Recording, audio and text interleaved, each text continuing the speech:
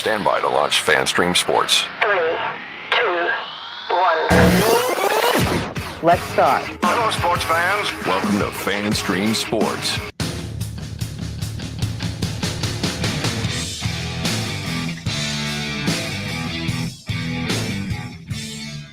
Hello, everybody. Welcome into another edition of From the Rough, America's favorite golf podcast, right here on FanStream Sports.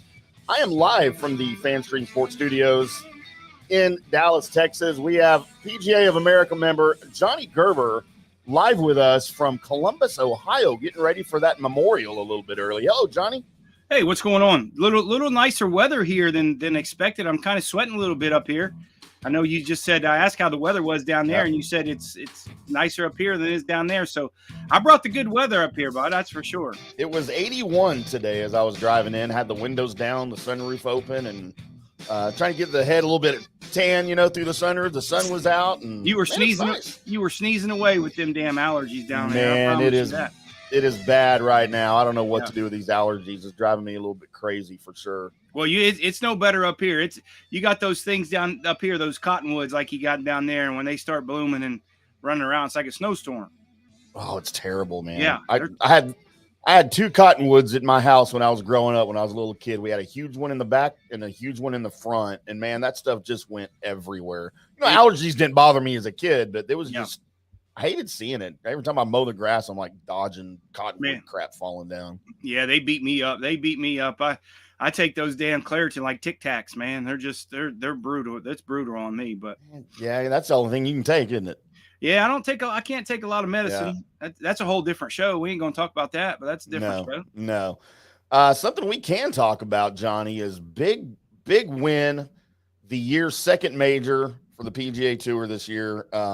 And I don't know, would you call him a surprise winner? I mean, didn't surprise me. Well, apparently it didn't. Well, it only surprised you because you won. You had him on your card last week. Sure so did. I know it didn't surprise you. I think you're just trying to bait me a little bit just to see. You're so proud of this win. It's amazing. You're so proud for me. No, it is. It is. And anybody but that guy winning, I'd have been happy for you. But no, just knowing him and knowing what type of guy that guy is, I'm not really excited about the win. But I'm happy for you. That's sometimes every once in a while you flip that coin and it lands on tails. And sometimes when there's only one pickle in the pickle jar, you just got to eat that pickle. That's right. He was the only pickle I had in the pickle jar this week. We'll get into our picks a little bit later, but man, it's been 4 years since his last major, and he goes up to Oak Hill Country Club and wins by 2 strokes over a guy that I thought had a good chance to win and a guy that I never thought in a million years we would see anywhere near the top 10. Scotty Scheffler and Victor Hovland. What in the world got into Victor Hovland up in Rochester over this week? Well, he's kind of been on the brink a little bit too. I mean, he played so well at Augusta, right? And I mean, when you start the ball striking wise, the guys top 5 or top 10 in the world in ball striking wise. One of the things that really hurts him a lot is if he gets off a little bit, his chipping's not great. But he hit the ball so well, he didn't have to rely on his chipping that much. And that little crucial shot that he had right there on 16 when he was in the bunker, boy, what a bad mistake that is. And he actually got lucky. It happened to Corey Connors, on Saturday, kind of the same type of deal where they actually really got lucky that the ball didn't plug in the bunker up under the lip, and they got it some sort of the grass to where they get free relief. So if that ball plugs in the bunker, they get no relief. They have to take a penalty. So a little fortunate break there for sure, but what a bad, I mean, to be honest with you, I said this morning on some shows that I was on, I was like, he's laying up with a 9-iron. That's just a bad golf shot he hit. Really. I mean, there's nothing else to say. He hit a bad golf shot. He hit it thin. He boned it right into that lip of that bunker. And like I said, he got fortunate that it didn't stay in the bunker and it got on top of the grass. Brooks Koepka, your favorite guy on the other tour, right? We've had this conversation over and over again. I hate that he's playing over there at that other tour because just for reasons like this, he's a lot of fun to watch. And man, you talk about the picture of consistency with what he had a pair of 66s to get to the top of the field, shot a 67 on Sunday. Listen to some of these names. These are golfers to win 5 or more majors before turning 34. Of course, you got Tiger and Jack. You got Seve. You got Tom Watson, Gary We have Player. who was the third person you said? Seve. Sevi, not Seve. There's not like a hyphen up top. It's Spanish. There. No, that's why it's called Seve. Sevi, not Seve. What I said. There's not a hyphen in there. I didn't say Seve. Yes, you did.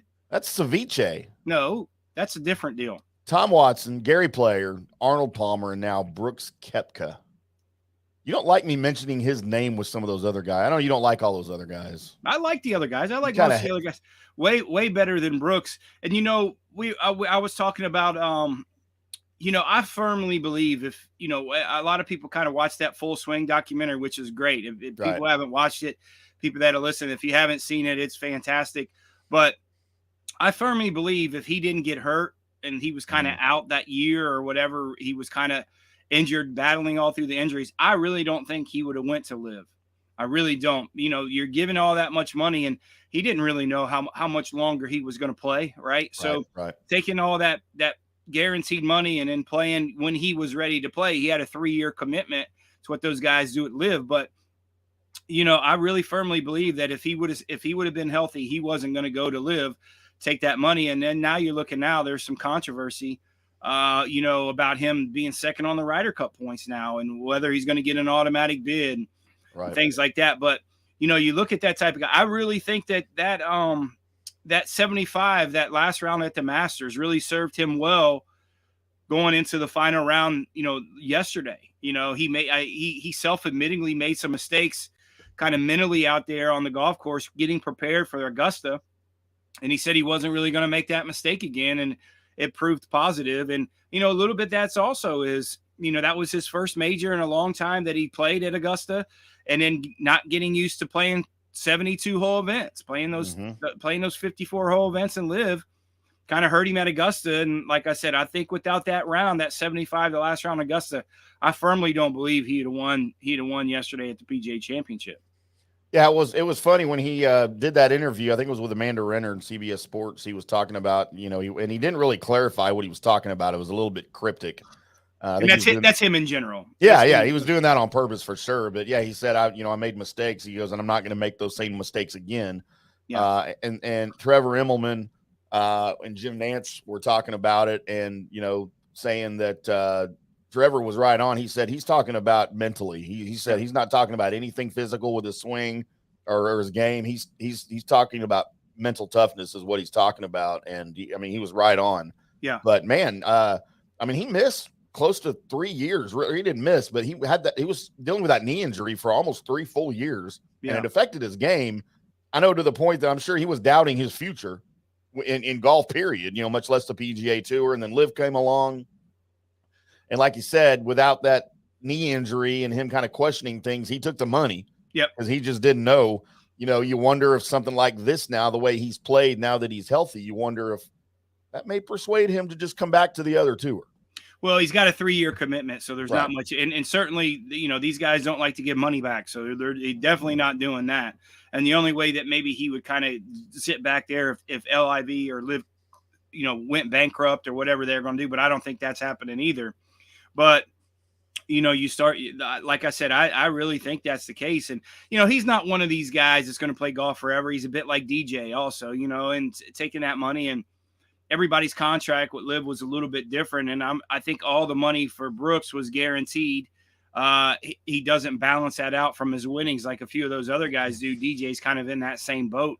But, I don't know, if it was in my perspective, if that was me, I'd probably have a hard time doing that too, with so much uncertainty on my health, and knowing that, if I really do this, I'm maybe going to play 4 or 5 more years anyways. And, this kind of gives me a big security blanket for the rest of my life. And going down some lists here, he is the 5th player to win as many PGAs and at least 2 U.S. Opens, alongside Tiger Woods, Gene Sarazen, Jack Nicklaus, and Walter Hagen. He's the 20th in history with at least 5 majors to his name. And going down, we kind of talked about this a little bit. So I can find it. The majors list. Here we go. Of course, Jack at the top. Nobody will ever catch Jack. I still don't think, with 18. Tiger's at 15.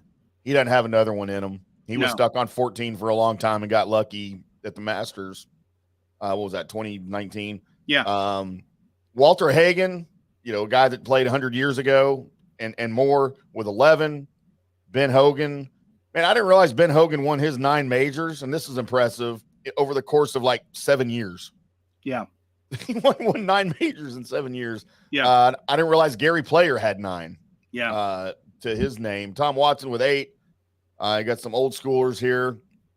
Bobby Jones, Gene Sarazen, Sam Snead, Arnold Palmer with 7 each. Trevino and Faldo and Mickelson have 6. And now you've got the boys with 5, and throw Brooks Koepka in there, including Byron Nelson and some other guys that played over 100 years ago.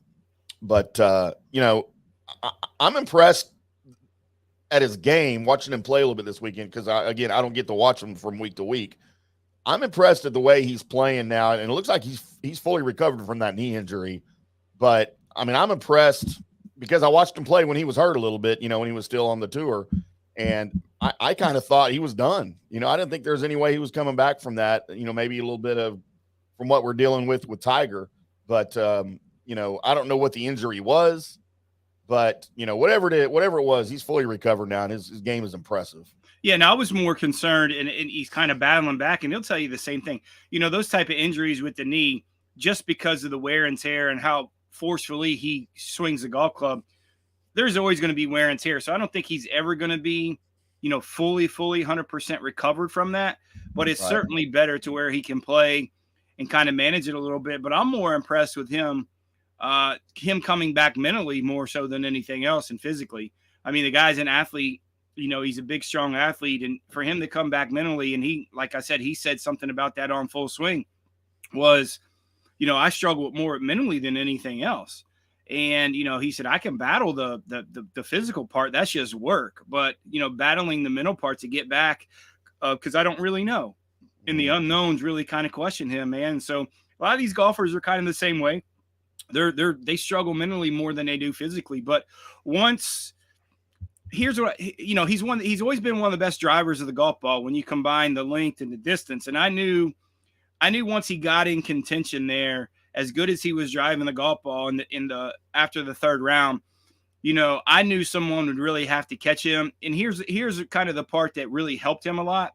There wasn't a 65, 64 out there that somebody could way back in the pack could really go catch him. That golf course just didn't lend those types of scores, and it didn't lend those scores all week. So that being said, he would really had to have shot, 3 or 4 over par. And the way he was driving the golf ball, I didn't really see he was going to do that. To show kind of how far he fell and to what he's come back from, he had 7 top 10 finishes across 13 majors since the 2019 PGA victory. When he was injured, he finished no better than 55th with 2 missed cuts in last year's 4 majors. And then so he started 2023 now that he's fully healed, apparently, 2 top 2 finishes, of course, at the Masters and then the win at the PGA. So to fall that far from where he was, to me, it's astonishing that he was able to do that. And like you said, a lot of that's just as much mental as it is physical with his physical ailment that he had. Right. And then, on top of that, him, having a little bit, having a little bit of leeway there with him having a baby, right? So that maybe a little bit of added kind of relief and things like that. It's kind of amazing a little bit how some of these guys that, they're playing, when they start playing a little bit more, for other people and their family or having a newborn. Jordan Spieth was a bit that way. You see how well he played when he knew he was having a baby. So some of the priorities potentially kind of let Koepka breathe a little bit as opposed to just grinding the eyeballs off of it from there. And again, his Sunday, I think, was his most impressive. You've got Victor Hovland on your heels. You've got Scotty Scheffler, especially with Scotty Scheffler. I don't think anybody's afraid of Victor Hovland coming back on you, but that's a nice way to say it. That's a good way to say it. Well, to be honest with you, we knew Scotty was going to make a run after how poorly he played on Saturday.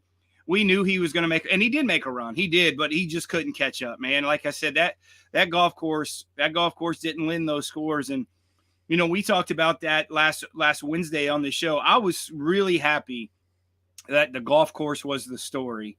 not the weather and things like that. And the golf course was the real winner this week on top of Koepka. And man, I loved the way they played it. I loved how they set it up. If you drove the ball poorly, you were going to shoot poor scores, or you're going to be chipping out the whole time. Like I said, if you go back, and I'm going to do that tonight, and I think we're going to write a few articles for Sports Illustrated this week and kind of recap, especially with the, Michael Block, their PGA playing the PGA Club Pro there. But I really like the way how it was kind of set up, and I'll go back and look at those stats, and I promise you, Koepka was either 1 or 2 in driving stats, and that's what you really needed, and that's what we talked about. You got to drive the ball well there, and he did. Let's see. He hit consecutive 466s is what we talked about, and then added the 67 on Sunday. He had kickstarted Sunday with 3 consecutive birdies on holes 2 through 4. Then he had a 3-stroke lead, but then he kind of hit a speed bump on the 6th as his tee shot found that penalty area. I don't know what he was doing there, but he dropped It's the hardest hole in championship golf. It's going to come to prove how it's played. I mean, he just you're looking at that hole. It's played at 510 yards, water down the right, and you got a green that you're going to try to hit into with that has humps and bumps on it, and you try to hit a 5-iron in there. So, he just made a bad golf swing, but it didn't really cost him. And I saw some stats here I was trying to find, but of course I've lost them now. Stupid internet. So then, again, he had a little bit of pressure from Hovland and from Scheffler, but I don't think it was anything serious. And I don't think he was even looking back at him. I mean, at all. I think he had this, again, the mental toughness coming back into it. I think that he knew he had it, and he played like confidently. He stayed aggressive. He wasn't playing to not lose. And that's what he did at Augusta. Which is the way he described his game at Augusta. He started to play not to lose rather than just playing his game and playing to win. And so there's no question now, put Brooks Koepka wherever you want in the list of greatest golfers ever. From a whole, I don't know. We just discussed it. He's 33 years old. He just turned 33 this month. But you certainly have to put him on the short list of the greatest major champions, right? I mean, he's certainly well, I don't know if he's going to be the greatest, but he's certainly a Hall of Famer. When you rack up that many majors, he's certainly a Hall of Famer. I guess there's Colby. Yeah, Colby's here. Everybody wave at Colby. Yeah, we get him in the background every time. Every week. Makes his appearance every week. But he's certainly a Hall of Famer. Now, some on the list of the greatest major winners, I don't know. I think there's a lot more golf that he needs to prove, to me, in my opinion, to say that. But he's certainly a Hall of Famer. Sure. Well, I mean, I put him where you want on the list of greatest golfers, period. But I mean, with 5 majors at 33, again, I think we read off the names that have done that, and those guys are all Hall of Famers, and they're all considered to be some of the greatest golfers, major winners. So, whatever your little yip is with Brooks Koepka, you got to give him his due. Yeah, for sure. I mean, listen, golf itself, I'm going to give him his accolades, right? When he on the golf course, I got no problem with what he does. That's just part of it. But I'm more so the off the golf course and the stuff he does, and that's just me. Listen, there's guys that love Brooks Koepka, and there's guys that just don't. And I just didn't make it up. I got some past interactions with him. Yeah. A long time ago, but that obviously you grow up these days and things like that. But yeah, I don't know. I mean, like I said, the beers weren't flowing when he made a birdie on my side of the table. Let's just say that. So I was more concerned on how Scotty would make a move. And it's funny. It came down to those 3. It would have been cool. Again, my stance on Scotty Scheffler these days is well documented on this show and elsewhere. But I mean, if it was between the 3 of them, Scheffler would have been my 3rd choice. Yeah. Of course, you know how I feel about Brooksy. Me and him are Srixon brothers, not to be confused with Scissor brothers.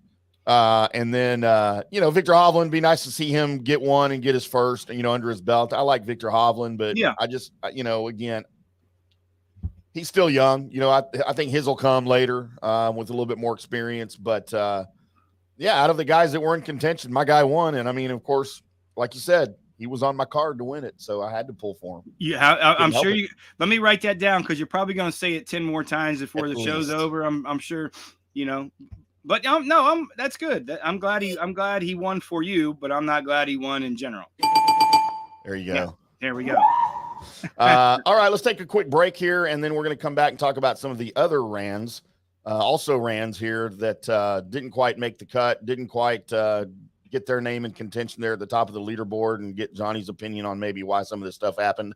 And then to finish the show, we'll get into our picks and then talk a little bit about if we have time. Maybe I've got some Ricky Fowler thoughts that if we have time, we're going to get into those. If not, I may just do a separate podcast on Ricky Fowler because I've got some hot sports opinions on him. But we are From the Rough right here on FanStream Sports, and we'll be back after this.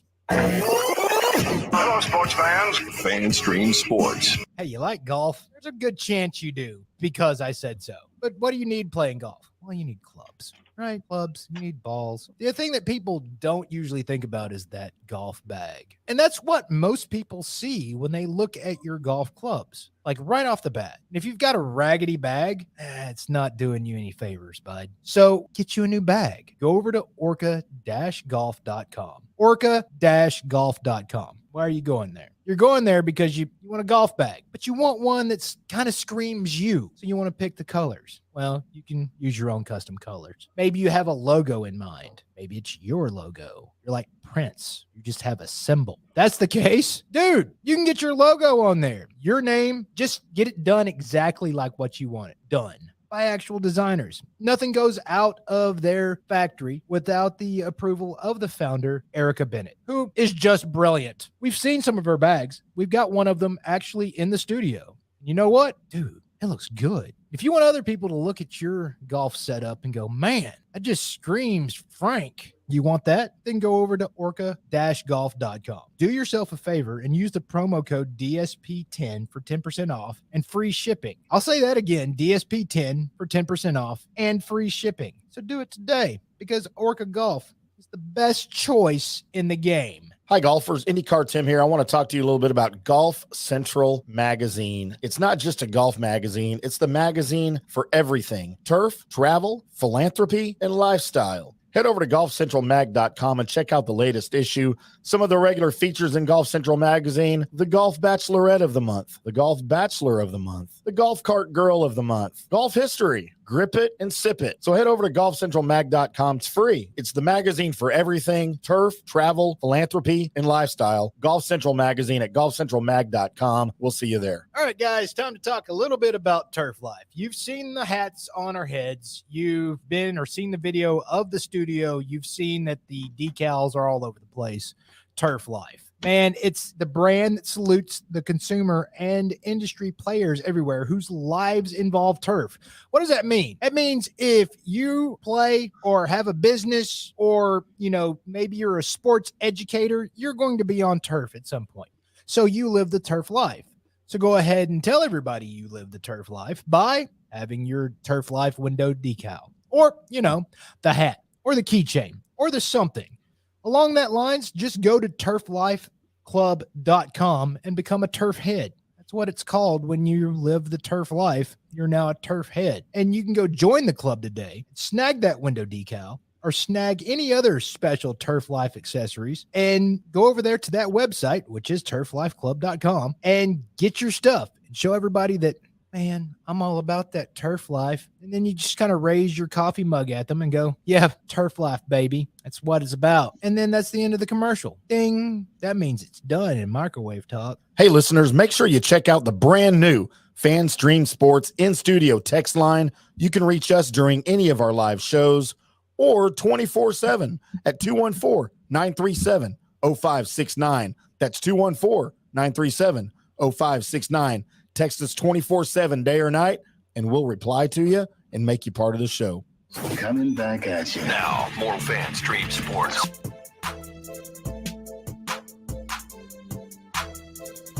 Welcome back to From the Rough right here on FanStream Sports, talking PGA Championship, talking Brooks Koepka. How great really is he? How great will he be at the end of the day? I'm IndyCarTim. That is Johnny the Gerb Man, Gerber, Johnny Gerber. What are all the nicknames that we have for you? Too many. Can we just stick to one, please? Which one would you prefer? Well, I can't make my own nickname. That's kind of arrogant. So we get to pick what it is? No, I didn't say that either. I like other guys. I mean, Oh boy. I make one mistake. It's just I make one mistake on the air, and all you do is just rub it in. Wait, why was it a mistake? Is that not how you really feel? No, not really, but it's called gambling. It's gambling. All right. Well, I mean, it sounds pretty confident to me. I like other guys. I mean, there's no hesitation. You're right. Anyways, it was alongside one of these. I could hit it like Jesus. That is true. I could. You could, not anymore though. Yeah. I had a funny discussion that we were sitting at my country club this weekend here in Columbus at York, and we were talking about, and I was sitting there with Mills, believe it or not. Where's Mills? Oh, Mills is. I brought him. I Where's brought him Mills? back that 805 beer, and he's been getting drunk every day off that 805 beer. And I said, you better wait. I'm not going back down to Dallas for a while, so you better save some of that. But they had this debate of what a 10 handicap would shoot at that golf course. Mm-hmm. Yeah, I remember this. And they talked about this on TV too. There were some guys saying, "Oh, a 10." I'll even go back further. A scratch player, a scratch handicap that normally at your golf course would shoot even par, whatever. They wouldn't break 90 on this golf course. They wouldn't break. And this whole debate is like, oh, I could shoot this. And I just was like, first off, I've seen you play golf. You can't do that shit here, let alone somewhere else that's playing 7,400 yards in the rough 5 inches thick and running 13. You can't do it. Man, that rough looked horrendous. I got to the point I had to quit the conversation. I said, you guys, you got to making you mad, wasn't it? You got to shut it down because you can't. I've seen you play golf. Trust me, you're not that good at all. You're not even good here. What would Mills have shot on that course? Oh, he'd quit. He wouldn't have made it all the way through, would he? So we played. I took him out to Murfield year before last, and I try to take him out every year, but he won't go out there anymore because it's too hard for him. It's too difficult. And Mills is an 18 handicap, and he plays to his handicap well, and he didn't break. So basically, he would shoot 90 on a normal golf course, normal condition, not rough. And we went to Murfield, and it was only 60 for him. It's like 65, 400 yards. Mm-hmm. Rough wasn't that thick, and he didn't break 115 at Murfield. Mm-hmm. And it's way easier than this place. Right. So, all the listeners and all the viewers out there that think you are, if you're a 10 handicap, 18 handicap, whatever you are, you're about 30 shots off of your expectations, what you would really shoot at Oak Hill. Trust me. Yeah. Trust me. Well, and Muirfield, when you guys played it, wasn't set up for the tournament either. It was just its normal set up for the members out there playing, right? I mean, I'm sure it's set up differently when the tour comes to town. Yeah. And like I said, a scratch player at Oak Hill, wouldn't break 90 at Oak Hill. And see, and this is the type of tournament I love. A 9 under, didn't even get to double digits. 9 under won the tournament. Guy struggled. You had the cut at 5 over. The cut should always be over par. It should always be over par. Especially at a major. And we talked about this last week. That place, they set that place up more like a U.S. Open than they did at PGA, which is great. That's fantastic. And we said it would surprise the hell out of us if anyone got close to 10 under par. And Koepka did get it to 10 because he bogeyed. He had 10 going through 17, and then he bogeyed 17.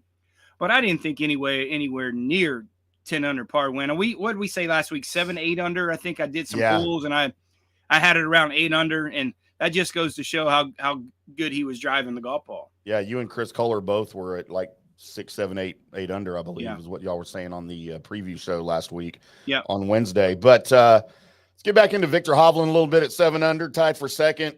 He was kind of right there for a little while with Brooks. This will be now the third straight major that he's sort of been right there with a chance to win at the end, which I love for him. And I think at some point he is going to break through and get one of these. Yeah, it wasn't going to be at this weekend at all with Brooks out in front like that. He had birdie conversions on 13 and 14 to keep his 1-stroke deficit, but then Victor Hovland pulled a Victor Hovland with that shot into the bunker on 16 that embedded into the lip, and that led him to a double bogey, and he was pretty much done. Yeah. At that point, he had no chance. But and then Koepka just kept playing like Brooks Koepka did this weekend, and Hovland had no chance whatsoever. And now for Scotty, we haven't talked about Scotty so much, but he shoot a 73, right? Was it Saturday? Saturday, yeah, he shot 73. And that sort of did him in. I mean, he had a typical Scotty Sunday, but he couldn't recover from that 73 the way Brooks was playing. And look what he did last week when we were there covering the AT&T, that Saturday round that he shot 71, which was even par there for that golf course. That's like shooting way over par for him. Yeah. So it looks like maybe some of that Saturday moving days for him, kind of a little bit of his bugaboo when it comes to that. And he's a great front runner. All of his tournament wins, and like I said, we talked about that last week too, is all of his tournament wins were he's way far ahead. Look at his Masters win when he won the Masters. He had going into Sunday, he had a 3 or 4 or 5 shot lead and kept pushing. But he has the firepower to catch up. But just on that golf course, I mean, he shot 66 or 67, right? Yeah. I mean, he had tied for the best round of the final round there, and he just, like I said, he just couldn't catch up. And there's just not, there's not 7-8 birdies out there on that golf course. There's not, and especially when you only have 2 par 5s. That eliminates 2 opportunities and 8 opportunities for some of those guys through the course of the tournament, throughout the week. Tied for 4th, you had at 3 under Bryson, Kurt Kitayama, and Cam Davis. And I don't know, we haven't really talked about him in a while because he's over at that Live Golf. But, your thoughts on Bryson? I know they're not quite what you think about Brooks. But I think golf's better when Bryson's playing well and when he's on the tour. And I thought he played well. I mean, good enough for a T4, along with Kurt Kitayama and Cam Davis. None of these guys really were able to make a charge to get within contention. Nobody really was. If Scotty wasn't going to do it, nobody else was going to do it on Sunday. But I thought Bryson played well, and it shows me the reason why I miss him on the tour. Yeah, I like the way he played. I've kind of warmed up to Bryson a little bit. Just my time there in Dallas, having some really good interactions with him. I've kind of warmed up, but yeah, I like the way he looks good. He's swinging at it good. He looks like he's leaned out a little bit, which is great. I think that trial and error with his body changing, it's taken a little bit too much toll on his body. But when he won his U.S. Open there at where was the U.S. Open that he won? Not Marion, but same type of golf course, same type of area. He 2020, right? Yeah. When he took the same type of I'm trying to think of the name of that golf course. Wingfoot. When he won at Wingfoot, he took it's a very similar type of golf course, very, very similar. And he took the same type of attitude. He was going to hit it down there. He knew the rough was rough was thick. He was going to cut some of those dog legs. He just didn't drive it nearly as well as he did when he won at Wingfoot. I like the really way he played. I just think that he just couldn't get it done. And not to make an excuse, not to say anything. I think that Liv playing those 54-hole relaxed events kind of hurt Bryson, because this is the first time. Well, I mean, you got to realize he didn't play Augusta because he wasn't qualified for Augusta. Yeah. Or did he play Augusta? I don't think so. I don't. Whether he did or didn't, right? He was a non-factor at Augusta, but I just think that hurt him coming through the weekend when you're not so mentally tough and tested for so long, not playing 72-hole events. I think he missed the cut. He missed the cut at Augusta this year. Yeah. Again, there we go. Yeah. There we go. So I think if anybody, and he's a little mentally kind of weird off anyways when it comes to stuff like that. So some of those things really, I don't mean that in a bad way. I'm just saying some of those things can affect him a little bit different than it affects other people. And I think that kind of hurt him this week because he played well the first couple rounds. He did. T7, you had Rory McIlroy and Sepp Straka at 2 under. Man, I thought McIlroy talk about an inconsistent up and down weekend for him. And the fact that he was able to come back and get in the top 10 to me is almost amazing. Yeah. His first couple of rounds hurt him. He was battling a little bit of a flu or an allergy issue the first couple rounds, and you could kind of tell. And in that rain and the weather, the second day didn't really help him, and even the third day didn't really help him. But overall, I thought it was a really good performance from Rory. I thought he drove the ball pretty good. He's got to drive it a little bit better if he's going to be in contention when it comes to that. But I wasn't too disappointed with Rory. We didn't have him on our card, but just because of his past performances. So it's now been, 9 years since his last major? Yeah. The 2014 PGA, right? Was the last time he won a major? Yep. And it makes you wonder, does he have another one even in him? You have to question that, whether it's a mental thing or a physical thing. He's getting older. He's not getting any younger. Yeah, and his life's changing too, right? He's probably going to have a couple more kids. And, Gross. I think that, with the policy board or what he's doing, being the kind of the head of the PGA Tour and being on the forefront with the guys on LIV, kind of took away from his golf a little bit over the last couple months. But I think he's kind of maybe past that a little bit. And I wouldn't be surprised if he plays well either at the U.S. Open or the British Open. T9, you got Patrick Cantlay, Cameron Smith, and Justin Rose all finished at 1 under. It's going to go down as Cantlay's 4th straight top 15 finish in a major. But I feel like Cantlay's better than that. I don't know about you. That's the all animal team right there, right? You got the rat, you got the weasel, and you got the gazelle, right? Those guys. I like that. Yeah. Which one's which? Well, Cantlay is certainly the weasel. Right. Cameron Smith is the rat. I mean, there's obvious reason. And Justin Rose is the gazelle, the tall, lean guy that's fast and thinks too much. All right, man, he does overthink things, doesn't he? He does. Almost painful to watch him play around. Yeah. I like Justin Rose. I'm a Justin Rose fan, and it's good to see him playing well. He's been in some pretty good form this year. He's played pretty solid, especially he played pretty solid at Augusta. Mm-hmm. So I got no problem with Justin Rose, and and he won this year at AT&T in some pretty tough weather. So, it didn't really surprise me when the weather got rough that he played well. And he likes when he had his US Open win, he did win at Marion. Mm-hmm. And it was, like I said, it's a very similar type of golf course, and they had some very similar weather. Now, Marion, I think he was like even par, 1 under, 1 over when he won. So, when it comes to that and not having to shoot 25 under par, Justin Rose has a tendency to be in the mix a lot. Cantlay ranked 2nd at the end of the tournament in strokes gained off the tee. The weasel. So that shows you how bad his short game was. The fact that he finished at just 1 under. He's going to win the U.S. Open, though. I hate to say it. You think so? Yeah. T15 at 1 over. You had Terrell Hatton, one of my favorite players on the tour right now. And the non-tour player, the story really of the weekend other than Brooks, Michael Block. He's a club pro, right? Yeah, he's a club pro out in California. The guy's been a good player for a long time. We actually played the same tournament in Mexico in the fall.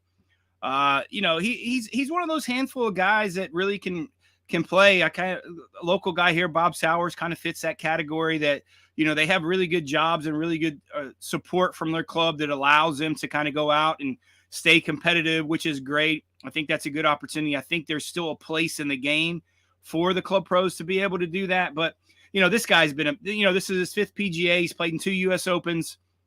He plays with a lot of those tour guys in Southern California. So he wasn't really scared of the moment. And, don't let him BS you saying, oh man, I hit a bucket of balls a week. Cause the guys who know that's not true.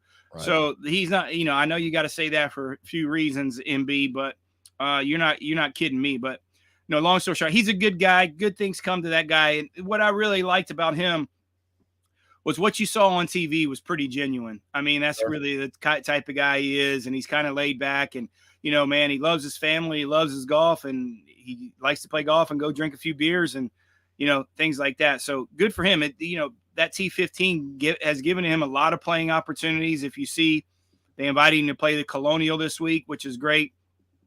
And also in a few weeks in the Canadian Open, he got that invite. And also he gets in the PGA Championship for next year without having to going through the big Club Pro Professional Championship. So, yeah, good on him, man.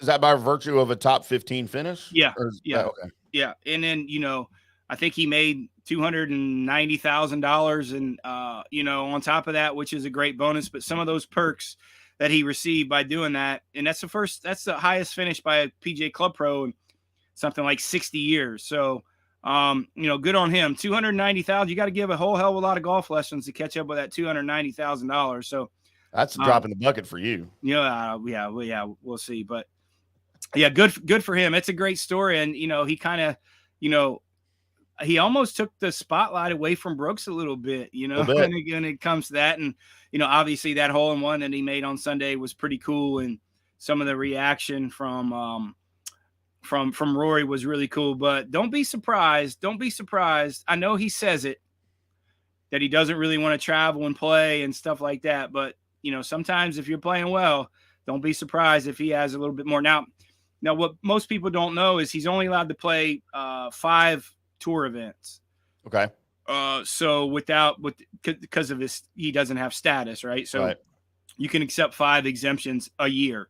So, maybe in the next 12 months, look for him to play a few more tour events. I know through the section, Southern California section in the Player of the Year, which he is, I know he gets in Torrey every once in a while, and then he'll go play American Express. And I think he shot 64 the first round of American Express this year. Oh, wow. So, obviously he's a good player, and he represents the 28,000 PGA of America professionals very well. So good for him. Hopefully more good things coming on the playing side for Michael Block. Yeah, and something that I thought was interesting is, you referenced that hole-in-one that he had on Sunday there on number 15.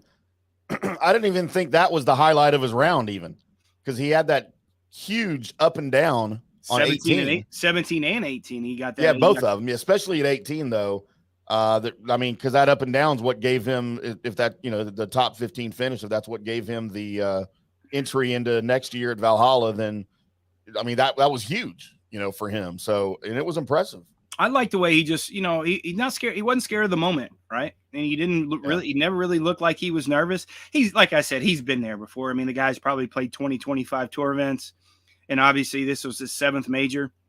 He's actually got through the sectional qualifying for the U.S. Open. So potentially he could be playing in the U.S. Open also if he gets through the 36-hole sectionals. So he's 47 years old. I need him to stay young for about 3 or 4 more years, because once he hits that senior kind of club pro level, he's gonna continue to beat up on a lot of boys. We got a comment here on Facebook.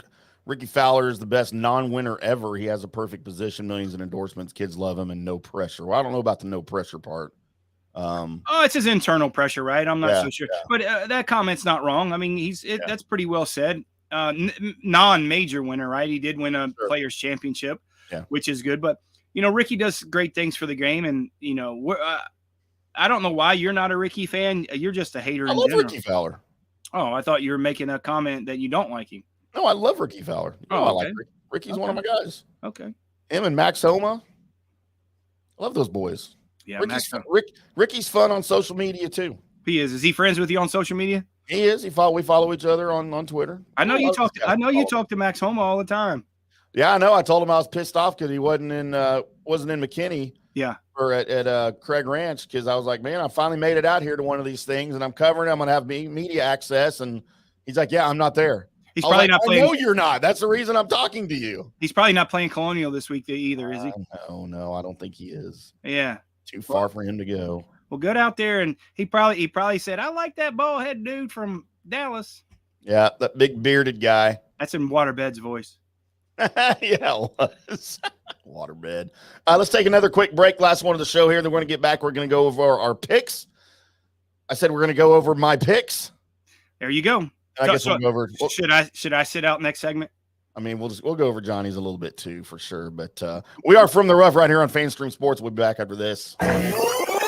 Hello, sports fans. FanStream Sports. Hi, golfers. IndyCarTim here. I want to talk to you a little bit about Golf Central Magazine. It's not just a golf magazine. It's the magazine for everything: turf, travel, philanthropy, and lifestyle. Head over to golfcentralmag.com and check out the latest issue. Some of the regular features in Golf Central Magazine: the Golf Bachelorette of the Month, the Golf Bachelor of the Month, the Golf Cart Girl of the Month, Golf History, grip it, and sip it. So head over to golfcentralmag.com. It's free. It's the magazine for everything turf, travel, philanthropy, and lifestyle. Golf Central Magazine at golfcentralmag.com. We'll see you there. All right, guys, time to talk a little bit about Turf Life. You've seen the hats on our heads. You've been or seen the video of the studio. You've seen that the decals are all over the place. Turf Life. Man, it's the brand that salutes the consumer and industry players everywhere whose lives involve turf. What does that mean? That means if you play or have a business or, maybe you're a sports educator, you're going to be on turf at some point. So you live the turf life. So go ahead and tell everybody you live the turf life by having your Turf Life window decal or, the hat or the keychain or the something. Along that lines, just go to turflifeclub.com and become a turf head. That's what it's called when you live the turf life. You're now a turf head. And you can go join the club today, snag that window decal, or snag any other special Turf Life accessories and go over there to that website, which is turflifeclub.com, and get your stuff and show everybody that, man, I'm all about that turf life. And then you just kind of raise your coffee mug at them and go, yeah, turf life, baby. That's what it's about. And then that's the end of the commercial. Ding. That means it's done in microwave talk. Hello, golf friends. It's IndyCarTim from the Rough. I want to take just a minute here and tell you about our new friends over at Orca Golf. They make high-quality PGA Tour-grade golf bags, and they're the best in the business. They're the real deal. They're the best bags I've ever seen. They even designed a bag for the Golden Bear himself, Jack Nicklaus. Head over to orca-golf.com and pick up a great bag from their catalog or let them customize one just for you. You can use your own custom colors, your own logo, you name it. You work with actual designers and nothing goes out without the approval of founder Erica Bennett. She's just brilliant. Visit orca-golf.com. That's orca-golf.com and use our promo code DSP10 for 10% off and free shipping. Do it today. Orca Golf, best choice in game. Guys, let me tell you about Bay Area Modern Medical Center. Are you experiencing low sex drive, fatigue, hot flashes, moodiness, and you just don't feel like you have the vitality you once had? You're not just getting old. It's likely low testosterone. Studies over the last 20 years show a shocking decline in younger males aged 16 to 39. Older men have seen a sharp decline as well. Do something about it. Go see my friend Christopher Lugo at Bay Area Modern Medicine. Testosterone replacement is not a frivolous treatment. It takes a professional targeted approach that focuses on total body wellness, vitality, and emotional stability. Not a one-size-fits-all approach like many clinics use. They will monitor your blood work and adjust your treatment as needed for optimal results. Call 844-977-3477 or go to BAMMC.com. Hey, listeners, make sure you check out the brand new FanStream Sports in-studio text line. You can reach us during any of our live shows or 24/7 at 214-937-0569. That's 214-937-0569. Text us 24/7 day or night, and we'll reply to you and make you part of the show. Coming back at you. Now, more FanStream Sports. Welcome back to From the Rough right here on FanStream Sports. I'm Tim. That's Johnny. We are recapping the 105th PGA Championship for you and Brooks Koepka's amazing win. Well, Johnny wouldn't call it amazing, but I think anytime Brooksy wins, it's pretty amazing. I'm surprised you didn't call yourself amazing. Well, everybody knows that. I don't have to do Okay. that. All right. I figured that. I mean, that goes without saying, right? Like, Yeah, well, that's what you say. That's true. It's true. Cocktails It is time. You must be drinking in the studio since I'm not there. It is time to go over, well, at least my picks. I don't know if Johnny wants to go. I mean, Johnny had a winner too. Well, I was 2-0 in matchups. But it wasn't the winner. As, of course, my picks are for fun because I don't know what the hell I'm doing when I make picks. I'm literally throwing darts at a dartboard with names on it. But somehow, Johnny, even a broken clock is right twice a day. Is I picked Brooks Koepka as my winner this week. And I really didn't miss too far off on my top 10 as I had Xander, who finished T18 at 2 over. He made a run on the weekend. He did. He just couldn't quite get there. Boy, what the start. We were cussing. We started, he went started off double. Yeah. And we text each other. I said, there goes the coward again. Yep, the coward. And yeah, I'm totally missed my top 20 coming off of his win there in McKinney that we were out there for. Jason Day missed the cut, and I had him top. I thought that was the most safest of all bets was Jason Day to make a top 20 appearance. But well, I told you at there, he was rested up. You know, I knew the weather was going to be bad, so playing in bad weather is just not very good. You know, he's healthier than he has been in a long time, but he's not 100% healthy. When you go through the stuff that he's went through, he's not going to be 100% healthy. And he didn't play a practice round. Yeah. Off of his win, and that's a place that you need to play a practice round. There's just spots that you can't miss it in some of those greens, and he was battling, man. And I just thought it was just unfavorable weather conditions for him, and then just the high off his win coming into a major championship, I just didn't really like the way it was kind of setting up for him. We talked about that last week, but as always, you just don't listen. No, not to you. Okay. I mean, if I listened to you, I wouldn't have had Brooks on my card either. Okay. See where that got us? Yeah, one time a year. Thank you. Hey, I don't even know if it's once a year. Yeah. It might be once. I've had 2 winners in 4 years we've been doing this show. Yeah, right. Yeah. Well, I was trying to help you out. I was trying to help you. It works. Johnny's Picks brought to you by Golf Central Magazine over at golfcentralmag.com. Go check out that May issue that is out now. You can check it out online for free at golfcentralmag.com. It's not just a golf magazine. It's golf, travel, philanthropy, lifestyle, all sorts of good stuff. Make sure you go check out that Cart Girl of the Month as well as the Bachelorette of the Month. Those are my 2 favorite pages. Of course. I got them earmarked there on the hard copy, just in case. And you're still lobbying to get that Bachelor. I'm telling you, it's never going to happen. I have to pay for it. What if they pay for it? It doesn't matter. You can That's pay what it cost me. No, not going to happen. No, you don't think so? You don't think Terry'd go for that? Just like the next win you're going to have on these picks is never going to happen. Do I get a centerfold if I'm the Golf Bachelor? You think they'd give me a 2-page spread? Pretty sure they wouldn't sell any magazines after that. So Terry Purda might not be real happy about that. Me and Burt Reynolds. Remember that? Nobody remembers that. God, we're showing our age here. I don't remember that. You're way older than I am. You're older than me, actually. No. It is time for Johnny's Picks. Johnny, who's on your card? Yeah, not a great week that we had. We did make a little bit of money on top of with our matchups. Despite what Tim says, I did have picks this week. It wasn't just him. They weren't the best picks, but I did have picks this week. Our first pick on the board, as we said, was Xander Schauffele. Xander Schauffele kind of got off to a rough start, just like we talked about. Couldn't really catch up, especially on that golf course. He finished T16. Second pick on the board, which this guy's a mystery to me. I thought this place would be absolutely perfect for him. Cam Young missed the cut. I mean, he got assessed a 2-shot penalty, but even if he did get that, he would have just barely made the cut. And, he's not really catching up. I think he's driving the ball bad. The change of his caddy, I thought that really helped him, but it seems to be he's going in the wrong direction. So maybe if they get a little bit more comfortable with each other, you'll see some better performance from him. Third pick on the board, the Volcano, Terrell Hatton, finished T15 at +1. Really wasn't in contention in the golf tournament. He kind of caught up a little bit the last day, so it was a little bit of fool's gold in his finish.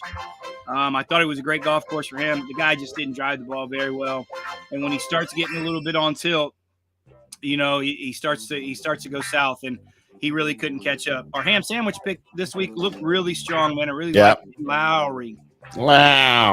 At 66-1, man. I really thought he'd make a move on the weekend. He sat there in kind of perfect position, kind of set back a little bit from the leaders, and really had an opportunity to make a run with a good score on the weekend, Saturday and Sunday, and sitting at a house, and he just couldn't do it. He didn't drive the ball nearly as well as I thought he would. Finished kind of in the middle of the pack for the tournament in terms of driving. So a little disappointing in my opinion seeing Lowry. I thought he'd have a great opportunity. Your top 10 picks this week. Are my picks that bad? You have to turn the sound up so loud? It's not really that loud. Okay, well. I'll turn it down for you, though. Thank you. I know people do want to hear sometimes what I want to hear. But it's not as loud on the broadcast as it seems on. 2 top 10 picks this week. Dustin Johnson, very disappointing. He was looking really strong on Thursday and Friday. And again, I think that live effect got him, man. I really do. I think this is a real thing for these guys playing in that lax atmosphere in 54 holes. And I think I got him. He played awful on the weekend, finishing 9 over par at T55. And Tommy Fleetwood at +2 at T18. Kind of sputtered there for a while. He was starting to make a run. He played a great Saturday round to get him in that top 10 spot, but he might have just ran out of gas. 2 top 20 picks this week. Keegan Bradley, a +5 T29. Again, at the beginning of the week, after the Thursday round, he was sitting there in great position. Great golf course for him. Played really solid. Just had a terrible last round. I don't know if it was fatigue, but kind of hurt us to follow out of that top. I think he shot 77 in the last round. That jumped him out of that top 20. So, Keegan Bradley, you're on notice. You might be on the list next week. Might be on the list. Poor Keegan. And we did cash in with a great opportunity with Corey Connors, who finished T12 at even par, cashed us in for $700. So we broke. Yep. We got closer to the board there, and we did go 2-0 this week in our matchups. That gets us 48, 16, and 4 for the year. So combined with the Corey Connors plus 700 and the 2 winners, that got us on the profit side a little bit for the year and last week for the tournament. So not exactly what we're looking for. We haven't had a winner this year, but we're looking just fantastic on our matchups. Well, don't say we haven't had a winner this year. You can say you haven't had a winner this year. We haven't had a winner this year. And I'm looking forward to Colonial because we've had some really good success. We picked 3 of the last 5 winners at the Colonial tournament. And with the kind of a soft field this week, I'm looking forward to having a good week at Colonial. And you're going to be out there, right? You're going to give me some stats and give me some ideas. So when you send them to me, I can just cross them off so to kind of eliminate a few of the people in the field. I'll tell you who to not put on the list. I'll be maybe out there tomorrow. I may head out there tomorrow. Just tell me who you like, and I'll cross them off. And cross them off. Yep. Yeah, that's perfect. I'll tell you who not to pick. For sure. And we will be back on Wednesday, same time, 5:00 Central Time, on all of our channels on FanStream Sports and on the FanStream Sports app to preview the upcoming Charles Schwab Challenge, or the Colonial, as we still affectionately refer to it as locally, right? I mean, nothing against Charles Schwab, but they paid a lot of money. Yeah, and I was talking to a lot of tour guys, and I feel bad for Colonial just because the golf course is so good. It's been a pillar on the PGA Tour for a long time. I know those guys like going down there, but just kind of the way that fits in the schedule for those Texas guys playing AT&T, coming all the way back up here in the north, going all the way back down there in Dallas or in Fort Worth, and then coming back up here to Columbus and playing Murfield, the Memorial. I mean, this schedule is brutal for these guys, and I know a lot of guys that are going to skip Colonial this week just because it's not an elevated field event, and next week at the Memorial is an elevated field event. So none of these guys are going to miss Memorial, and I think that's going to hurt Colonial, and it's certainly going to hurt the Canadian Open.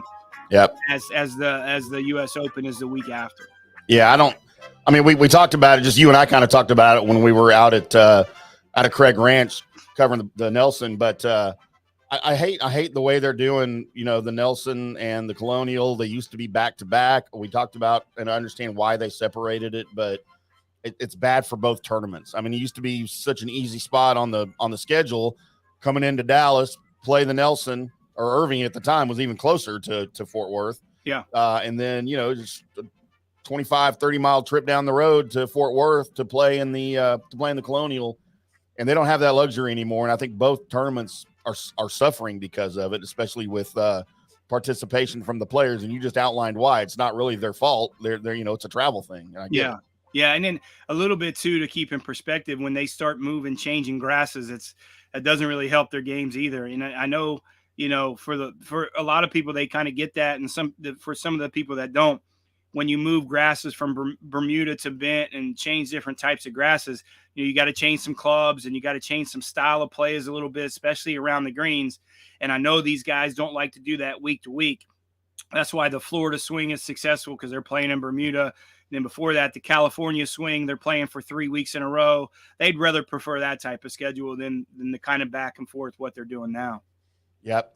All right, well, that's going to do it for From the Rough this week right here on for today, right here on FanStream Sports. As I mentioned, we will be back on Wednesday with the preview of the Charles Schwab Challenge. I almost said Charles Schwab Classic, but I'm getting all of my tournaments confused here. At Colonial, and I'll be out there probably tomorrow to take a look and talk to some guys, and I'll feed you some information there, Johnny, that you'll go the exact opposite of with some course conditions and things like that as you make your picks on Wednesday for the winners, top 10s and top 20s, and of course I'll have my picks for that'll be wrong, of course, because I got my one win done, so they're gonna be horrible the rest of the year for sure, and next year, and yeah, I got 2 years before I get to pick a winner again. That's right. Dang it. That's the way it rolls. All right. That's going to do it for us. We'll be back on Wednesday, as I mentioned. Until then, boys and girls, keep hitting them straight.